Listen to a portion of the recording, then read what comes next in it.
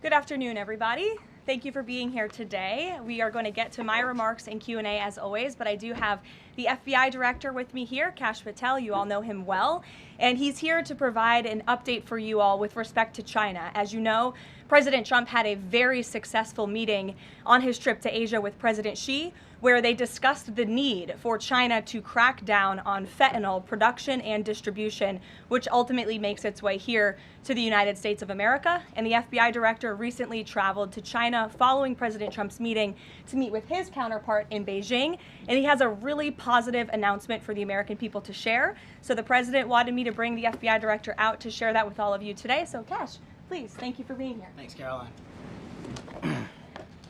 As Caroline mentioned, we have some tremendous news thanks to President Donald J. Trump once again for the American people.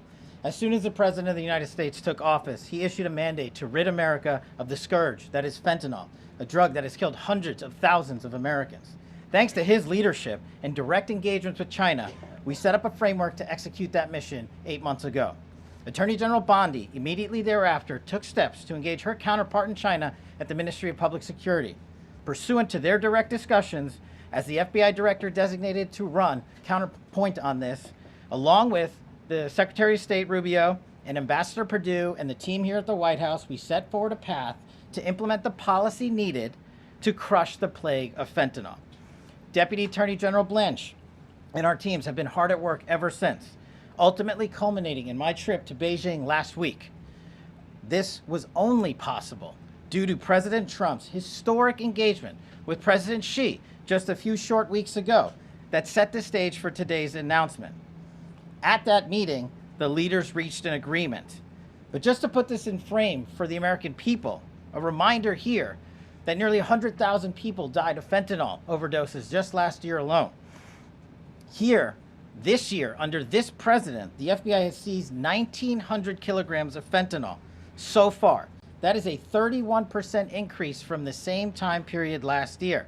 To put it in perspective, that's enough fentanyl to kill 127 million Americans. Fentanyl precursors are what makes up fentanyl.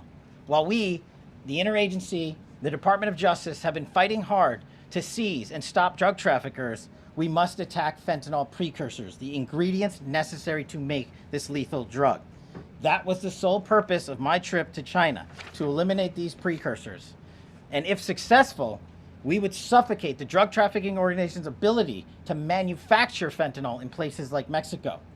This was the first time an FBI director has been to China in over a decade and received the audience with his counterpart to address this matter directly. And again, thanks to President Trump's direct engagement with President Xi, the government of China committed fully to my engagement there on the ground in Beijing at a level never seen before. While at Ministry of Public Security headquarters, I met with my counterpart at MPS, where the Chinese government agreed on a plan to stop fentanyl precursors. What does that mean? The People's Republic of China has fully designated and listed all 13 precursors utilized to make fentanyl. Furthermore, they have agreed to control 7 chemical subsidiaries that are also utilized to produce this lethal drug. Effective immediately, essentially, President Trump has shut off the pipeline that creates fentanyl that kills tens of thousands of Americans. These substances are now banned, and they will no longer be utilized by the Mexican drug trafficking organizations or any other DTOs around the world to make this drug. This historic achievement has saved tens of thousands of lives. This historic achievement would not have been possible without the tremendous team of President Trump, the Attorney General, the Department of Justice, the Federal Bureau of Investigation, and Ambassador Perdue in China, whose ground-level engagements were imperative to achieving this result. This is yet another example of how President Trump defends the American people, provides security for the American people, and puts the American people first. This is a historic first-in-its-kind achievement by any president to stop the scourge of fentanyl, and it should be championed by every single American. This achievement will save lives. We are thankful for President Trump's steadfast leadership, and this FBI will fearlessly follow in his footsteps to ensure that this mission of safeguarding the American public is achieved every single day. Thank you. Thanks, Caroline. Thank you so much. Appreciate it. Okay. Thank you again, Director Patel. Before we get going, I do have one quick scheduling announcement. Tomorrow, President Trump will be joined by the First Lady in the East Room for an executive order signing aimed at expanding opportunities for education, career development, housing, and other resources for young people transitioning from foster care to adulthood. This is part of the First Lady's Fostering the Future efforts, which are a Be Best initiative. In other news, the Democrats dragged on the government shutdown for 43 days, the longest shutdown in U.S. history. But tonight, thanks to Republicans, the White House is very hopeful that this shutdown is going to come to an end. The damage caused by the Democrats with this reckless government shutdown cannot be forgotten. It is entirely the fault of the Democrat Party. Just look at the vote count. Hundreds of thousands of federal employees have missed their paychecks. Tens of billions in wages and benefits were withheld, impacting vulnerable families. Millions of low-income Americans missed their SNAP benefits. Nearly 20,000 flights at airports across the country were delayed due to staffing shortages, causing Americans to miss family events, vacations, and work obligations. According to Airlines for America, an estimated 5.2 million travelers have had their flights disrupted over the course of the Democrat shutdown. And our economy has lost billions and billions of dollars in economic activity over the course of this shutdown, hurting consumer sentiment and crushing the travel and hospitality industries. According to a CBO estimate, the Democrat shutdown could end up decreasing fourth quarter economic growth by 2 whole percentage points.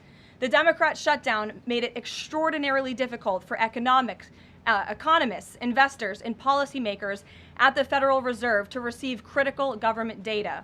The Democrats may have permanently damaged the federal statistical system, with October CPI and jobs reports likely never being released. And all of that economic data released will be permanently impaired, leaving our policymakers at the Fed flying blind at a critical period.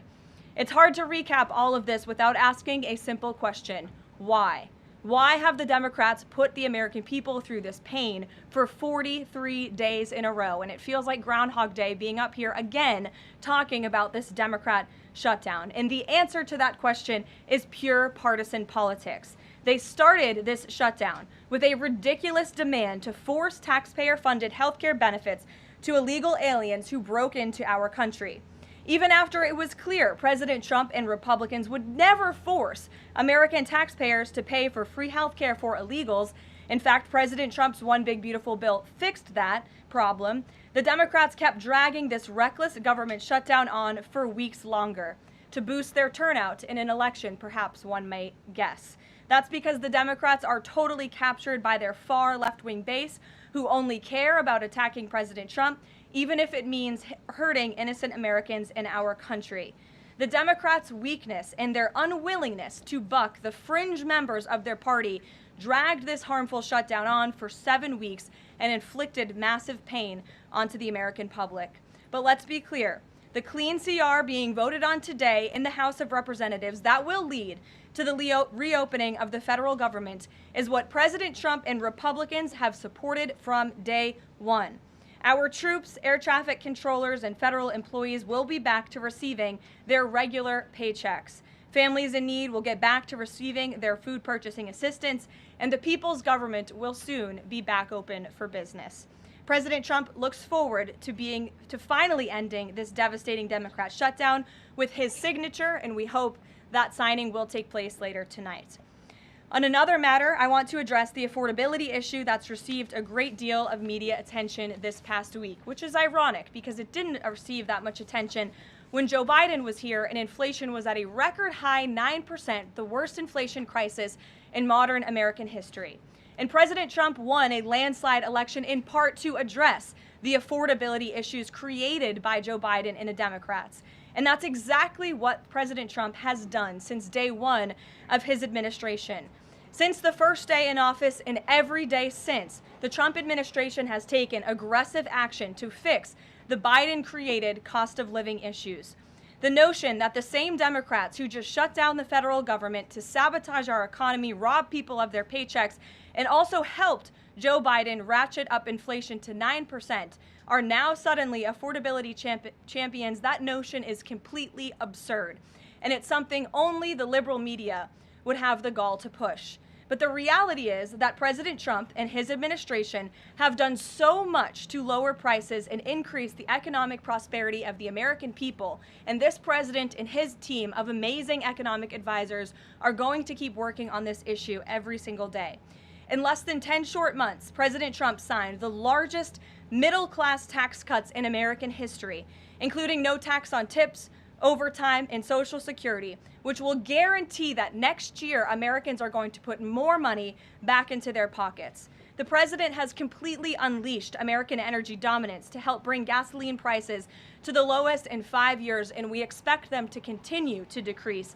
And it has also lowered energy costs overall. There is more work to do, but again, the president's deregulatory and pro-American energy agenda is absolutely going to continue to drive down prices. This formula worked in the president's first term, and we expect that it's going to work again. And this is key because we know energy costs are the #1 driver of inflation. Again, just look at what Joe Biden did to our energy industry over the past 4 years of his administration, and look at what happened to inflation as a result. Everything became more expensive.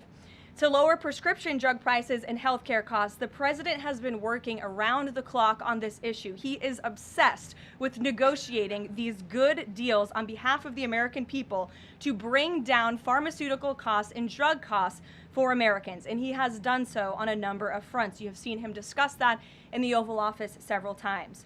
To fuel small businesses, lower their costs, and incentivize hiring, the Trump administration has already cut 30 unnecessary regulations for every new one on the books, which we know will save employers and small businesses across the country thousands of dollars in regulatory burdens. All of these pro-Trump policies are working, and they will continue to work. Wages are rising at the fastest pace of the start of a presidential administration in 60 years. The cost of the typical new mortgage is down by nearly $3,000 per year. There's much work to do, and this administration will continue to do it. But President Trump has already made great progress in cleaning up the economic disaster that was created by Joe Biden. With that, I will take your questions today, and in our new media seat, we have Bev Turner, who works for a new outlet, a UK outlet, but based here in Washington, D.C., GB News. Bev, thank you for being here today. Why don't you kick us off? Thank you, Caroline. So the clock is ticking on the Friday deadline by which the BBC must retract and apologise for their malicious edit of the president in the documentary shown last year. The recently resigned Director General of the BBC yesterday described the organisation as the very best of society and blamed the enemies of the BBC for this outcome. Also yesterday, a senior government minister launched a fierce defence of the channel in the House of Commons, saying that the broadcaster remains a light on the hill for people all over the world. So, does the president feel that the network is taking the situation seriously? Does he believe that they've shown sufficient regret? Does this strain the relationship between the president and the prime minister?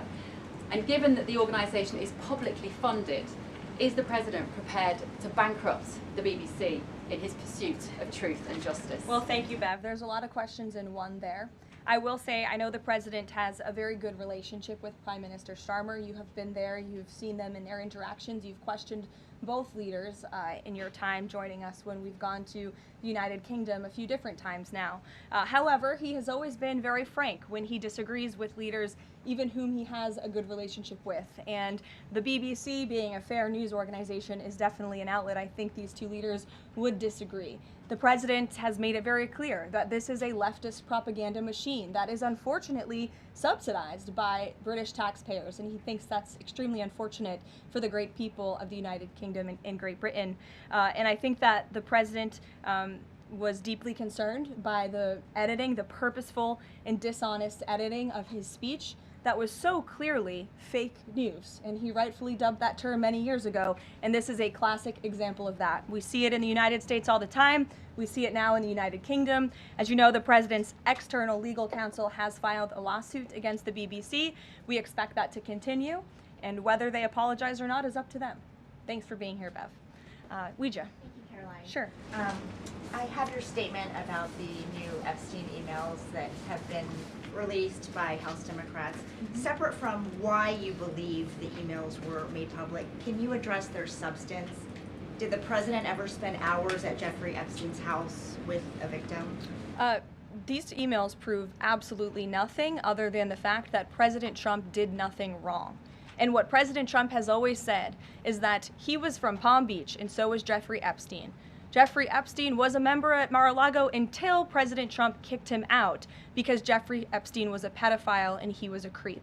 And this email you refer to with the name of a victim that was unredacted now and has since been reported on in this room, so I will go ahead and say it, Virginia Giuffre. And it was CBS's own reporting, Ouija, that recently wrote that Miss Giuffre maintained, and God rest her soul, that she maintained that there was nothing inappropriate she ever witnessed, that President Trump was always extremely professional and friendly to her.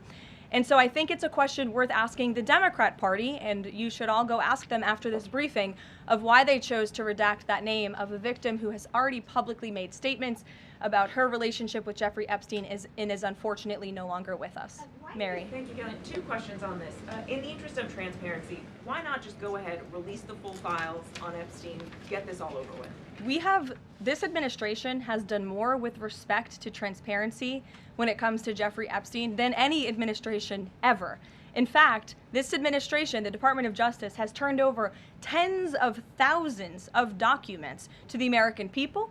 We are cooperating and showing support for the House Oversight Committee. That's part of the reason you are seeing these documents that were released today, because of the House Oversight Committee's and Republicans' efforts to get these out to the public. This administration also moved, the Department of Justice also moved to unseal grand jury testimony, which we know, unfortunately, a judge declined those requests. So this administration has done more than any, and it just shows how this is truly a manufactured hoax by the Democrat Party.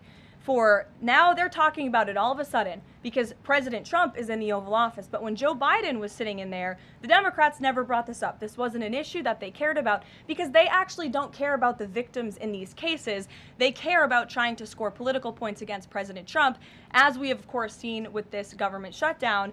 And this entire thing, again, it's not a coincidence to the American people at home. There are no coincidences in Washington, D.C. And it is not a coincidence that the Democrats leaked these emails to the fake news this morning ahead of Republicans reopening the government. This is another distraction campaign by the Democrat and the liberal media, and it's why I'm being asked questions about Epstein instead of the government reopening because of Republicans and President Trump. But given your Reagan. interest in transparency, Karoline, why are White House officials then meeting with Representative Boebert in an effort to try and get her to not sign this petition calling for the release of the files? Doesn't it show transparency that members of the Trump administration are willing to brief members of Congress whenever they please? Doesn't that show our level of transparency?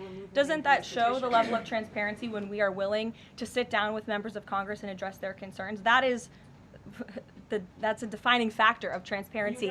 Having discussions with members of Congress about various issues, and I'm not going to detail conversations that took place in the Situation Room in the press briefing room. Reagan. I have a question about the government shutdown. Thank you. The Middle East. I'm glad someone does. First, on the government shutdown, the shutdown deal reverses the administration's reps, and it also prohibits more from happening until the end of January.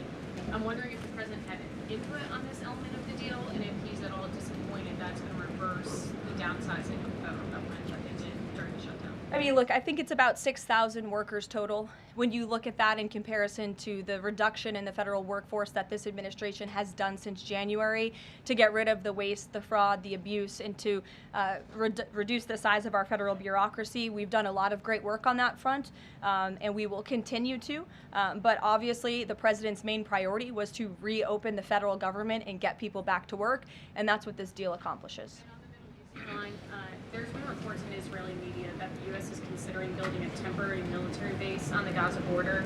Can you confirm these reports? So I had a conversation directly with the reporter who wrote this article, and this article was based on a single piece of paper, an inquiry that somebody in the Department of Navy made about an idea that may happen in the future.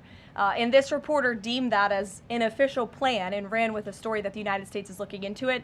I checked with the highest levels of the United States federal government. This is not something the United States is interested in being engaged in. It's not something we are currently involved in right now that we will be funding. And the president has been very clear he doesn't want to see boots on the ground with respect to what's happening in the Middle East. We've made great peace. We've made great progress with the peace plan in Gaza, and we want to continue to see that move forward. But I put a comment in that story for a reason. And sometimes we see reporters take a piece of paper like this and just deem it as official policy, and sometimes that misleads people a little bit.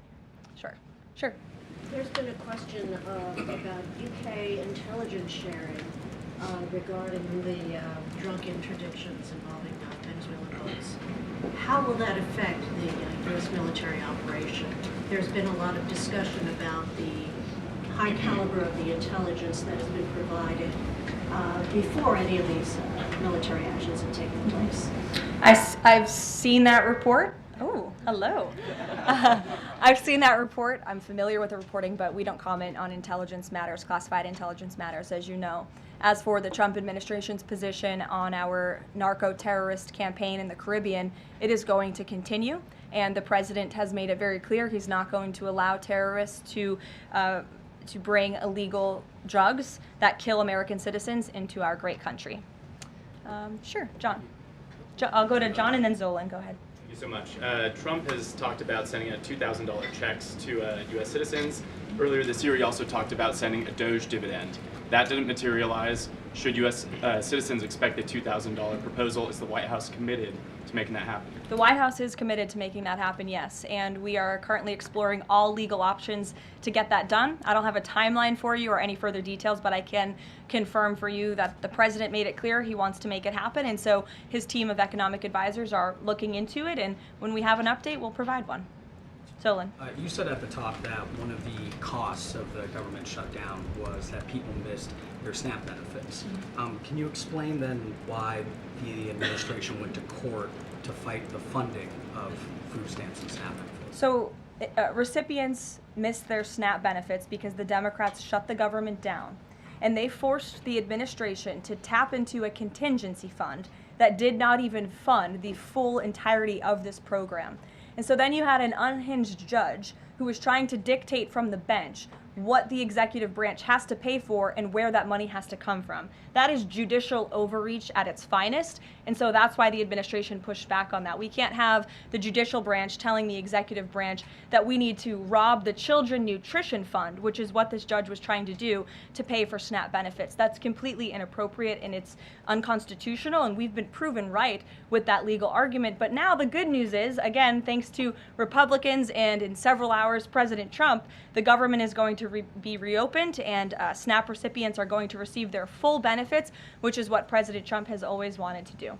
Stephen. Why also did you need the judicial process for that? I mean, during this shutdown, didn't the administration have a responsibility to tap into any of those reserves to ensure that essentially poor people could rely on? We did tap into it. We did tap into the contingency fund. And then the judge told us, no, you have to get more money from a children's nutrition fund.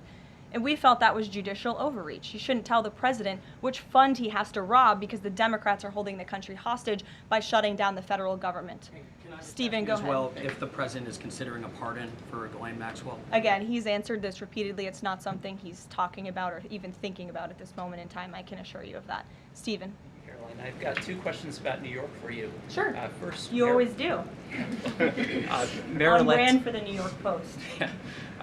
Mayor-elect Mamdani, he said that he plans to reach out to President Trump and that, quote, this is a relationship that will be critical. Does the White House have a response to this planned outreach? It's the first time I'm hearing of it. I'll let the president respond himself to that comment by Mr. Mamdani. My second question, Jack Schlossberg, the grandson of President Kennedy, announced today that he's running for Congress. He, in the recent past, has referred to his uncle, the HHS secretary, as, quote, a rabid dog, and he has said that the Trump administration is, quote, the most corrupt in American history. Does the White House have a comment on this sort of comment from a rising star in the Democratic Party? I don't even think such ridiculous comments are responding to. Obviously, those things are not true. And Secretary Kennedy is doing a phenomenal job bringing transparency and the gold standard of science back to our healthcare system. Eamon. Thank you, Caroline. The president's hosting a number of Wall Street CEOs for dinner tonight here at the White House. Can you give us the names of the CEOs who are going to be here and give us a sense of what the president's message to Wall Street is going to be tonight? I don't have a full list for you in front of me, Eamon. I know you've reported on some names, and we've helped you navigate whether those names were truthful or false. But I know the president actually plans to bring some of you into the dinner tonight, so you'll see for yourself in several hours if that's okay with you. And there's been some reporting that the White House is frustrated with Bill Pulte and the rollout of this proposal for a 50-year mortgage. Can you tell us if the White House is frustrated with that rollout and if the White House still supports the idea of a 50-year mortgage for Americans? This is a proposal that the president himself has commented on. I would refer you to the president's statements, and it's something that the administration is discussing and seriously looking into. Sure. Thanks, Caroline. Danny, and then go ahead. Thank you. Some Democratic members of Congress have invited Britain's former Prince Andrew to testify on the Epstein scandal. I was just wondering if President Trump thinks that former Prince Andrew should indeed come and testify to Congress on that. I haven't spoken to him about that specific matter, but I can ask him and get back to you. On the government shutdown, the president and House Republicans have made clear they were not going to negotiate health care strategy while or policy while the government was shut down. Now, assuming that it reopens tonight, is the president intending to invite any Democrats over to have negotiations over these subsidies or any other plan to bring down the cost of health insurance? I will just add that, as you pointed out, the Democrats were holding our country hostage to try to negotiate on a healthcare system that they created. Obamacare, as it's famously called, is a system the Democrats created. It is a broken system. It has driven up healthcare costs dramatically in this country. And now they shut the government down to try to fix that system they broke. It doesn't make any sense to us, which is why the president said that's a completely untenable position. However, once the government reopens, the president, as he's always maintained, is absolutely open to having conversations about healthcare. And I think you'll see the president putting forth some really good policy proposals the Democrats should take very seriously to fix, again, the system that they broke. You can't trust the same people who broke the system to fix it, and so the American people will continue to hear from the president on this issue. Follow up on the question about the $2,000 payments off tariff revenue. The president had also talked about using tariffs to bring down the national debt.